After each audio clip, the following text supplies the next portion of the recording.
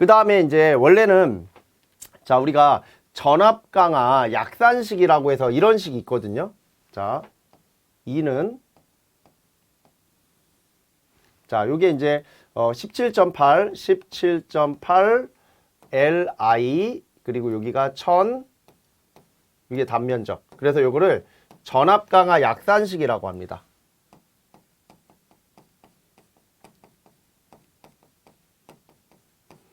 그래서 전압 강화 약산식인데 이 약산식은 지금 적어드린 이 약산식은 한 가닥 또는 한상 기준이라고 해요. 한상 또는 한 가닥. 그래서 한 가닥 기준 또는 한상 기준에 대한 전압 강화 약산식인데 중요한 게 여기 있는 요 수치거든요. 요 수치. 요 수치가 한 가닥일 땐 이렇게 나오고 단상 이선식이 되면 요 17.8에다 곱하기 2를 합니다. 그렇죠? 예, 그러면 요게 35.6이 나와요.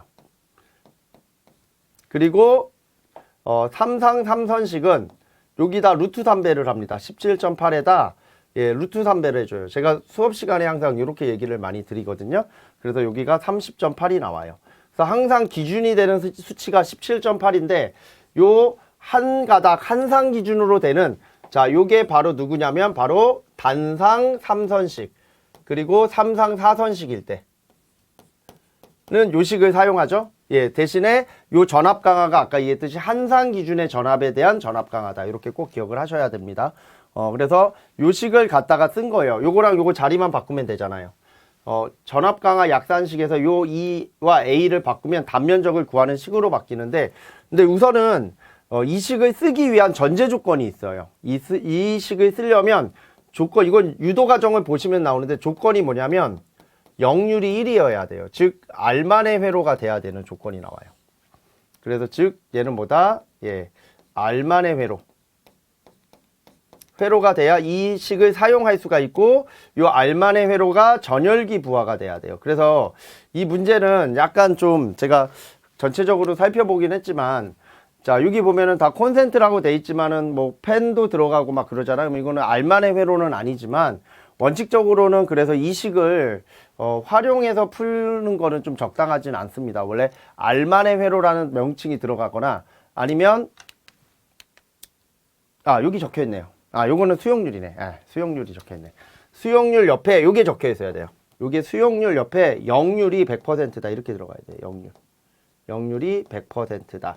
이렇게 나오면 방금 제가 말씀드린 요 내용이 정확하게 이제 풀이되는데 전혀 문제가 안 되는 그 상황이 되는 거죠. 수용률이 100%가 아니라 수용률과 역률이 100%다. 이렇게 들어가야 이 문제가 정확하게 풀리는데 우선은 제가 볼 때는 복원됐던 문제니까 아마 역률이 100%다라고 나왔을 가능성이 큰데 아마 그게 복원이 제대로 안 됐을 수도 있는 부분이니까 우선은 자 이렇게 풀게요. 그래서 자 여기에다가 요 식에다가 그대로 대입만 해주시면 돼요. 그러면 17.8이고요.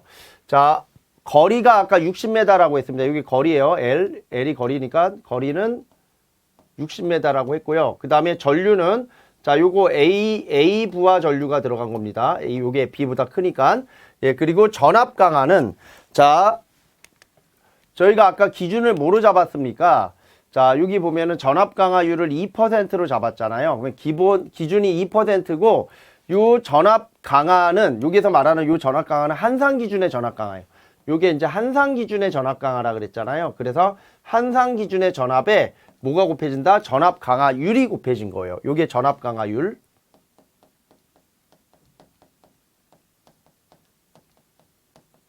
자, 요게 이렇게 곱해집니다. 그래서 이렇게 전압 강화율이 곱해져야 이렇게 전압 강화가 나오겠죠. 그래서 한상 기준으로 이렇게 적혀지고요. 그래서 나오는 게 얼마 나옵니까? 22.065가 나옵니다. 그러면 공칭 단면적은 25mS를 선정한다. 자, 이것도 저는 공칭 단면적 그 표가 안 나왔는데 어떻게 합니까? 라고 하면 외우셔야 돼요. 그러니까 저희가 외워야 될 수치들이 표가 몇 가지가 있어요. 그래서 반드시 외워야 되는 표 중 하나가 바로 요 공칭 단면적입니다. 얘랑 원래는 이제 변압기 용량하고 CTB 정도는 기본적으로 외우고 가십시오라고 얘기는 하는데 보통은 요즘 문제들은 대부분 잘 주어지지만 간혹 안 주어지는 경우가 이렇게 나오면 본인이 이 공칭 단면적을 적어 주셔야 된다라는 거죠. 그래서 이렇게 보시면 되고, 만약에 이 공칭 단면적이 생각이 안 나면 이 문제는 특이하게 여기에 있어요. 여기 보면은 허용 전류표라고 해서 여기 공칭 단면적에 대한 내용들이 여기 있잖아요. 여기에서 찾아주시면 돼요. 여기서. 아시겠죠? 그래서 혹시라도 공칭 단면적이 기억이 안 난다 그러면 이 문제는 여기에 주어져 있으니까 여기에서 찾아가지고서 해석해 주시면 되고요. 그래서 얼마가 나온다? 25mm 스퀘어를 선정해 주시면 되고요. 다음 문제 갈게요. 이제 전선 간의 굵기를 선정할 겁니다. 자, 우리가 지금까지 이런 형태의 문제들은 전선의 굵기가 나오고 3본이라는 단어만 나오면 전선 간의 굵기에 표를 주어져 가지고 그 전선 간의 굵기를 아주 쉽게 골든크로스로 찾아내는 방법으로 대부분의 문제를 풀었지만 얘는 그렇게 푸는 문제가 아니에요. 그래서 어렵습니다. 자, 우선은 앞에 표 잠깐만 가볼게요. 자, 25mm 스퀘어 아까 저희가 잡았던 요 표 있죠? 여기를 한번 갈게요. 그러면 우리가 사용하는 전선은 25mm 스퀘어입니다. 그럼 이 25mm 스퀘어는 피복을 포함했을 때가 얼마가 된다? 88mm 스퀘어가 돼요. 자, 이 얘기가 뭐냐면 그림을 하나만 그려볼게요. 자, 이렇게 전선간이 있다라고 하면 이 전선간 안에 자, 요 피복을 포함한 전선이 이런 식으로 넘어갔어요. 이런 식으로 하나, 두 개, 이렇게 세 개가 들어간다라고 생각하시면 돼요. 이렇게 세 개가. 자, 그래서 요 세 개가 이렇게 들어가야 되니까 이때 요 세 개에 대한 자, 단면적은 얼마가 됩니까? 88 곱하기 3이 돼야 되겠죠. 그래서 요걸 계산을 먼저 해 놓으셔야 돼요. 자, 그러면 원래대로 갑니다. 자, 그러면 그 내용이 여기에 있다라는 거죠. 자, 세 가닥에 대한 전선의 총 면적, 전선의 면적입니다. 그러면 264 제곱미터가 되고 전선 간의 단면적, 아까 얘기했듯이 전선 간의 단면적은 몇 퍼센트? 48%를 초과하면 안 되잖아요.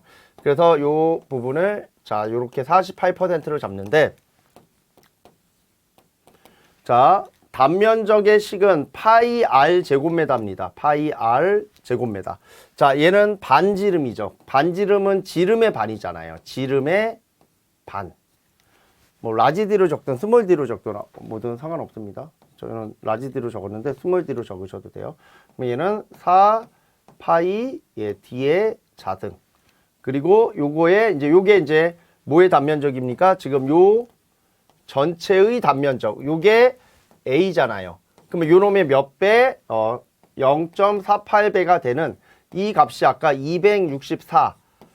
요게 돼야 되는 거죠. 그래서 48%까지 채울 수 있다라고 했으니까 요거에 맞추면 딱 맞겠죠? 그래서 이렇게 해서 이제 D값을 구하는 거죠. 이때 D값을 구하면 요 D값은 루트에 자, 얘를 제외한 나머지를 넘깁니다. 그럼 264는 그대로 있고요. 곱하기 4가 될 것이고요. 여기 파이 곱하기 0.48이 되겠죠. 그래서 요거를 뭐 해주시면 돼요? 계산기 찍어주시면 26.462 밀리가 된다. 이렇게 구해주시면 되죠.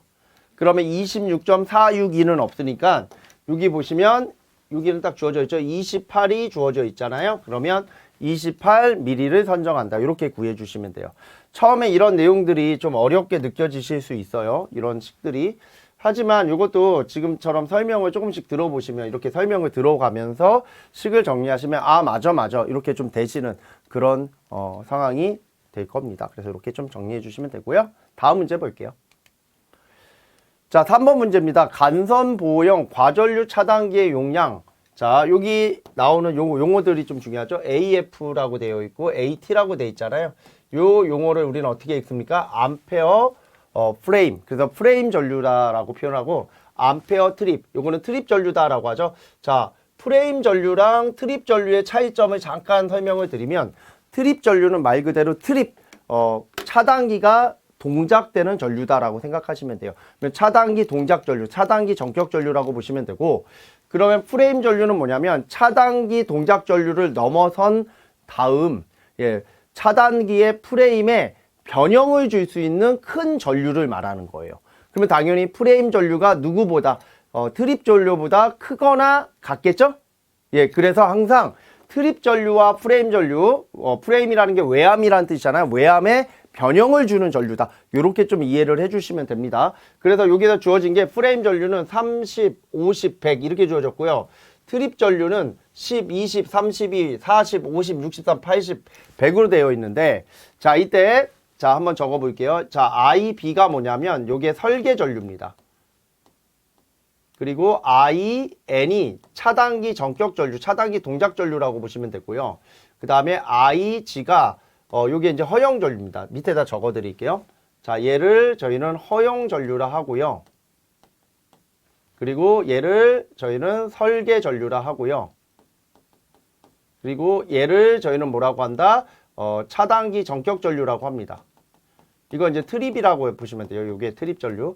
그러면 당연히 이 트립 전류는 허용 전류랑 설계 전류 사이인데, 자, 설계 전류는 얼마가 되냐면 아까 45.45였나요? 이게 이제 IA 전류가 설계 전류가 되는 거고요. 가장 큰 전류. 그 다음 허용 전류는 앞쪽에 표에서 찾아야 돼요.